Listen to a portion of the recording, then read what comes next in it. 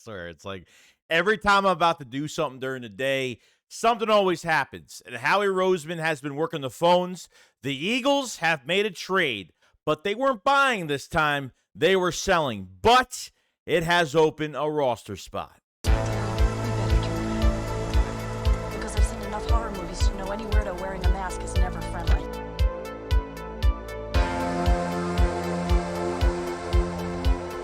Yo, what is going on, guys? I hope everyone's having a fantastic day today. And I swear, like I was just about to do something during the day, and then all of a sudden this happens, and this happens, and that happens. So we got some news from the Philadelphia Eagles from Adam Schefter himself all over Twitter, and it looks like the Eagles have traded Kentavius Street to the Atlanta Falcons. Now it looks like the Eagles are sending Street and a 25 7th-round pick to the Atlanta Falcons. So what? For in exchange for a 2024 6th-round pick per league sources. They just gave up 5th and 6th-round picks for Kevin Byard. And literally, he already has the 6th-round pick back. I swear, dude, this guy covers his tracks, man. He's like committing a crime and covering the footprints. I swear to God, that's what it seems like. So you gave away a 5th and a 6th rounder. I think that's what it was for Kevin Byard. They just got their 6th-round pick back for next year, which is great. So no issue. Giving away a 25 7th-round pick. Now, Kentavius Street could play inside and outside. I know there was an injury to Grady Jarrett for an ACL injury, so I guess they want to kind of fill that spot up. I don't know how many snaps he had this year. I don't really think Kentavius Street had many snaps at all. Some maybe a little bit, but I haven't really seen him do much at all for the Eagles this year. So definitely a big trade piece. He was only here, for a 1-year deal. But that is not all the news, though. That is not all the news. Matt Lombardo came out with some news earlier, or pretty much right after that a few league sources have suggested that Howie Roseman's top priority at the deadline is adding another edge rusher.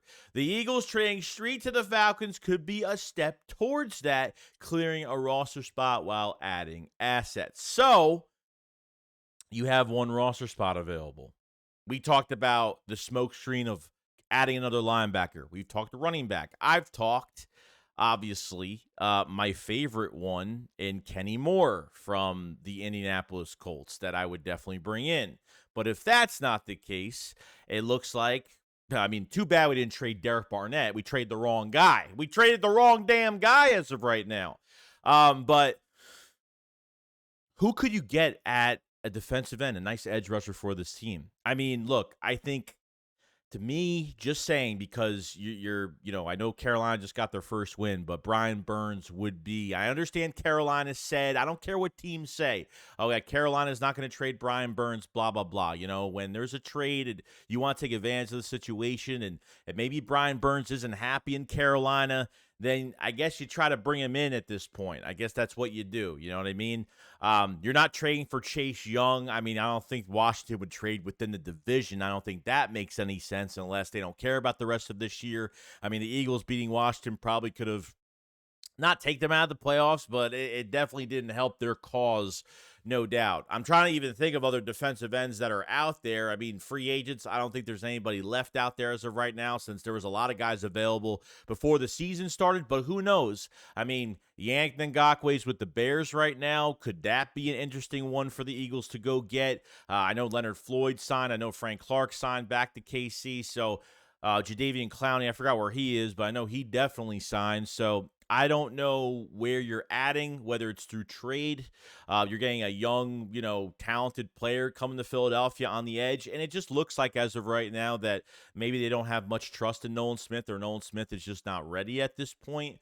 I don't know. I don't know why Derek Barnett is still here. I don't know. Derek Barnett has done absolutely nothing this season. He's got 2 tackles for the year. It's been like 14, 15 games since he's had, and really the last 14, 15 games that he's played, he hasn't even had a quarterback hit. So I don't get why Kentavius Street. Look, Kentavius Street has value because he could play defensive end. He could line up as a 1 technique, a 3. He could line up outside, inside. You could move him around, just like Milton Williams is almost the same way for this defensive line. But I can't really complain about it. I can't complain adding another edge rusher to get more of a spike in your defensive line, and seeing how the secondary is playing, how they played against Washington, and this team being very streaky defensively. Like, they'll come off a really good game against a track star offense against Miami and then really shit the bed, but show up where it counts on defense when it comes across. So, hopefully the coaching gets better. I mean, I just feel like it's not really consistent at times, but nobody's playing perfect in the league right now, and that's, I'm not expecting perfection. I'm just expecting a little more consistency and just doing a little bit more. That's all. So, if it's edge rusher, I have no problem with it. I've never have been against getting another edge rusher or another defensive lineman there at that. Even this past offseason, I was literally, instead of having Barnett for another year, I was like, let's go get a defensive lineman. Let's go get a free agent. Like, I was dying to bring in a free agent on a 1-year deal for a rental for this year, and that's it. But if you go get a Brian Burns or something like that, then great. You know what I mean? It's a young talent. And the great thing about these 1-year rentals, if you trade for guys during the trade deadline, the good thing about it is that Howie has options at the end of the year. It might sound like, oh, Howie's 1-year deals, it doesn't help our team. It just helps for this year. Well, that's the whole point. It does help for this year. If Howie Roseman is getting guys, making a trade for Kevin Byard, now getting more to your defensive line, he believes that this team can win a championship this year. And that's, and I totally, and I get it. You know what I mean? That's what every team's goal is to win a Super Bowl every single year.